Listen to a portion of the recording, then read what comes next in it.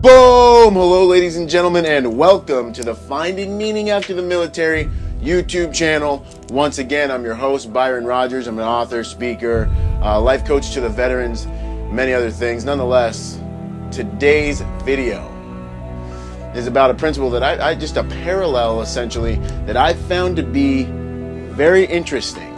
Okay, as you see, I've got my samurai sword here as a prop for the video. But the main point of all of this is to simply send out a call to the Ronins of our society. Okay?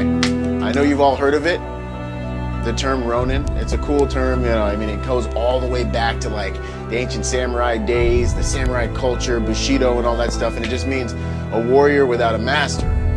But what's interesting about these warriors that didn't have masters is that essentially they didn't fit into society. See, the society back then was built on honor. And if you didn't have a master, that meant you didn't have employment, that meant you didn't have honor. Okay? Essentially, when you lost your master, when he fell or was killed or lost his honor, you're actually supposed to commit suicide. Okay? These samurais were wandering the earth without any way to really access the value that they had built for themselves within the physical realm. We had no way to really access, like, boom, I'm a warrior, I'm a samurai. I've been in glory, you know, being esteemed at this high level in society for all this time, and now my master's fallen. I've fallen from grace. Essentially, these samurais fell from grace. They were wandering society. People were looking down at them. People didn't recognize them for who they knew they were inside because of what they had done and what they'd gone through and really created for themselves. These guys used to ride with, you know, their group of samurais, and they were warriors. They look in the mirror, they still see a warrior. Other people see them out in society and they judge them and look down upon them. Those were the Ronins. The term Ronin actually means wave man, which means essentially a drifter.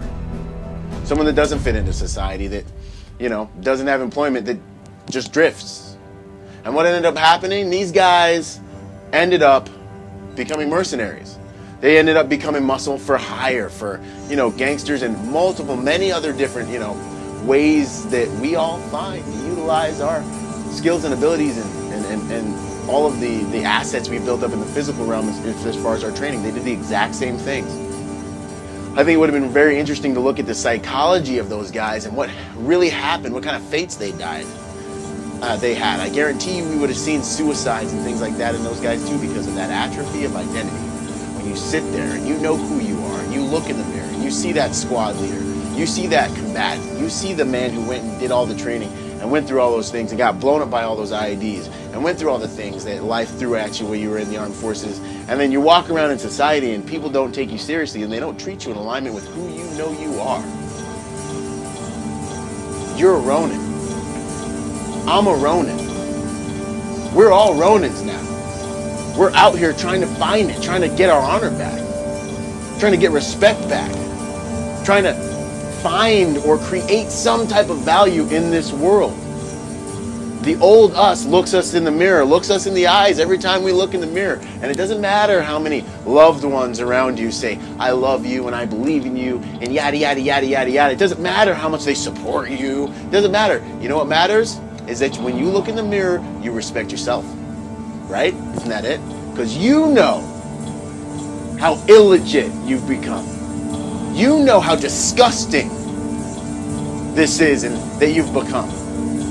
They don't know. It's not their responsibility. They didn't go through all this stuff. They didn't become as legit as you were. You know, as we say, they just don't know no better, right? They just love you and they just want what's good for you. So how do we find it? How do we scratch the itch? How do we get our honor back? We got to find our new fight, ladies and gentlemen. That's what we got to do. And how do we find that new fight? You got to find the one thing. Find your own spark of individuality, creativity, power, passion. Find that thing that only you do as good as you do it. Find your purpose. Remember who you are and find your purpose. And commit yourself to a cause, to a thing, to something that you love so totally and completely that you become the person who is on the vibrational level of that thing, the person who deserves worldwide recognition for being that good and with it on the topic of your thing, your one thing. This is me right here. This is my one thing. I was a Ronin. I found my new fight. I changed my life. You step into this process, like the meeting after the military process, or your own process of self-actualization, the fearless approach to life. It doesn't matter what you're into, man. You could be into stickers. There is a market for stickers on the internet. Okay? You can be as crazy as you want, but as long as you're being authentic and crazy, there's going to be resonance. People are going to love you because you're you, and no one can do you as good as you do you. You got transformed. The early you died, you've got to decide. Remember, I said this earlier, I'll say it a million times. You've got to decide to sacrifice who you are today for what you can become tomorrow, for what you want tomorrow, because life's about becoming.